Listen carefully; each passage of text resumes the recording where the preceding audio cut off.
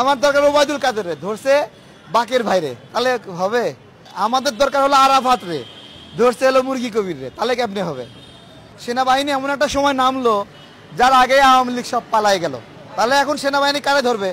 এখন সেনাবাহিনী ধরতে হলে মানে আমরা রাস্তাঘাটে একটু প্রোগ্রাম করি, বিভিন্ন বিষয়ে প্রতিবাদ করি, আমাদেরকে ধরতে হবে। 600 জনের মতো আওয়ামী লীগ নেতারা সেনানিবাসে ছিল, তাদেরকে যে আপনারা ছেড়ে দিলেন, আপনারা শহীদদের সঙ্গে জুলুম করেছেন, যারা যারা এই ছেড়ে দেওয়ার সিদ্ধান্ত নিয়েছেন, মৃত ব্যক্তিদের সঙ্গে জুলুম করেছেন, এবং আপনারা যত ক্ষমতাশালী হন এই জুলুমের জন্য কোনো একদিন আপনাদেরকে জানতে চাওয়া হবে, তখন আপনারা জবাব দিতে বাধ্য হবেন যে কেন এগুলো ছাড়লেন।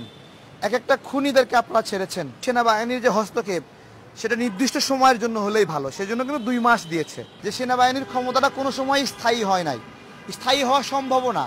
তাদের সাথে জনগণের অনেক ভালো বন্ধুত্বপূর্ণ সম্পর্ক আছে, মানুষ সাপোর্ট করছে, কিন্তু দীর্ঘমেয়াদে তাদেরকে কেউ চায় না। জুলাই অভ্যুত্থানে কতজন মানুষ আসলে মারা গেছে এটা আমরা মোটামুটি একটা পরিসংখ্যান পাচ্ছি, কিন্তু এটা অ্যাকুরেট তথ্য না। কিন্তু পুলিশ কতজন মারা গেছে এই বিষয়ে কোনো ইনফরমেশন নাই, এবং এটা শেখ হাসিনা ইচ্ছা করেই লুকায় রাখছিল যে কতজন পুলিশ মারা গেল। শুধুমাত্র আমরা আন্দোলনকারী যারা মারা গেছে আমাদের, তাদের যে আমরা কবর জানাজা নিশ্চিত করতে পারি নাই এরকম না, কোনো পুলিশেরই জানাজা নামাজ হয় নাই।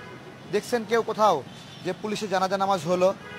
শেখ হাসিনা শুধু নাগরিকদেরকে জানাজা নামাজ এবং কবর বঞ্চিত করে নাই, শেখ হাসিনা পুলিশ বাহিনীকেও জানাজা এবং কবর বঞ্চিত করেছে।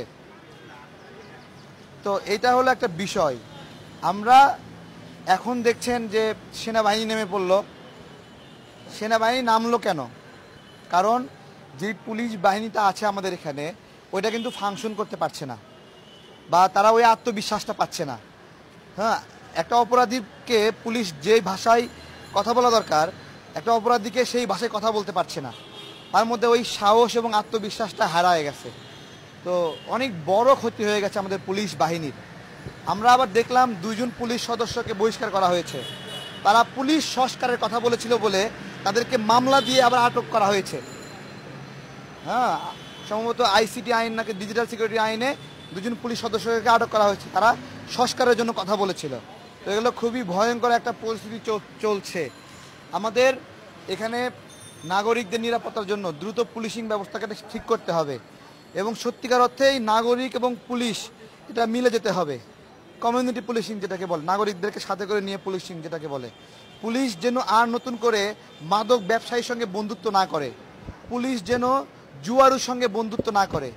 আমি দেখলাম আমার বাড়িতে এসআই পরীক্ষার পরে 3 বার ভেরিফিকেশন হয়েছে, 3 বারই পুলিশের সঙ্গে মাদক ব্যবসায়ী আসছে। তো আমরা এই পুলিশটা আবার নতুন করে চাই না।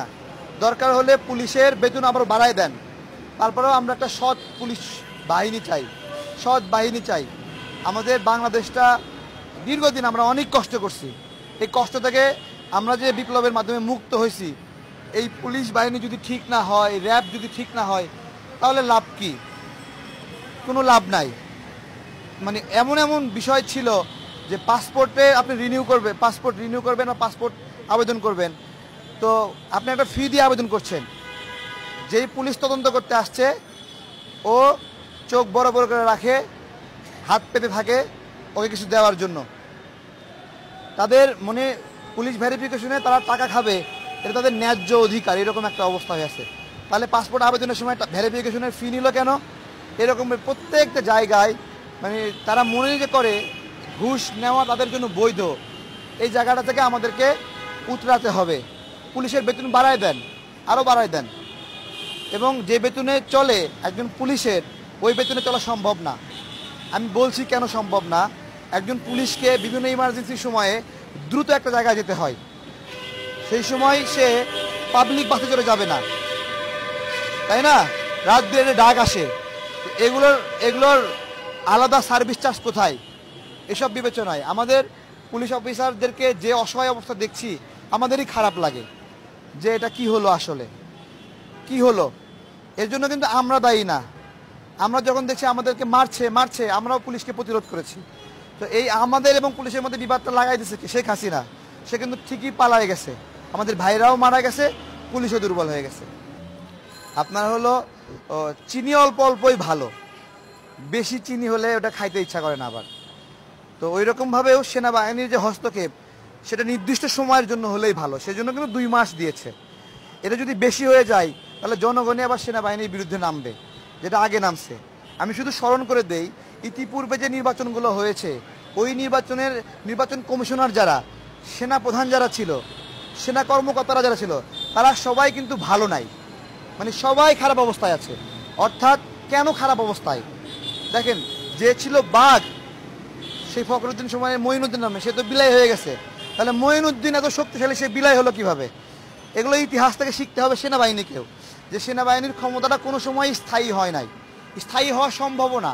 তাদের সাথে জনগণের অনেক ভালো বন্ধুত্বপূর্ণ সম্পর্ক আছে, মানুষ সাপোর্ট করছে, কিন্তু দীর্ঘমেয়াদে তাদেরকে কেউ চায় না। জনগণের তৃষ্ণা কি জানেন? জনগণ তাদের প্রতিনিধিকে নির্বাচিত করতে চায়, তাদের মনোনীত প্রতিনিধি দায়িত্ব পালন করবে। এই জায়গায় সেনাবাহিনী নেমেছে, আমরা সবাই সেনাবাহিনীকে সর্বোচ্চ রকমের সহযোগিতা করব। এবং দুঃখজনক হলো সেনাবাহিনী এমন একটা সময় নামলো যার আগে আওয়ামী লীগ সব পালায় গেল। তাহলে এখন সেনাবাহিনী কারে ধরবে? এখন সেনাবাহিনী ধরতে হলে মানে আমরা রাস্তাঘাটে একটু প্রোগ্রাম করি, বিভিন্ন বিষয়ে প্রতিবাদ করি, আমাদেরকে ধরতে হবে, ঠিক আছে? তো এখন আওয়ামী লীগকে আর কি ধরবে? সব আওয়ামী লীগ নেতারা আত্মগোপন করছে। এটা একটা বিষয় যে আমরা খুবই নিন্দা জানাই। 600 জনের মতো আওয়ামী লীগ নেতারা সেনানিবাসে ছিল, তাদেরকে যে আপনারা ছেড়ে দিলেন, আপনারা শহীদদের সঙ্গে জুলুম করেছেন। যারা যারা এই ছেড়ে দেওয়ার সিদ্ধান্ত নিয়েছেন, মৃত ব্যক্তিদের সঙ্গে জুলুম করেছেন। এবং আপনারা যত ক্ষমতাশালী হন, এই জুলুমের জন্য কোনো একদিন আপনাদেরকে জানতে চাওয়া হবে, তখন আপনারা জবাব দিতে বাধ্য হবেন যে কেন এগুলো ছাড়লেন। এক একটা খুনিদেরকে আপনারা ছেড়েছেন, তাদেরকে সেফ এক্সিট দিয়েছেন, পালিয়ে গেছে। এখন দেখলাম অনেক আওয়ামী লীগ নেতাকে গ্রেপ্তার করতেছে। শাহরিয়ার কবিরকে গ্রেপ্তার করছে। শাহরিয়ার কবির কে?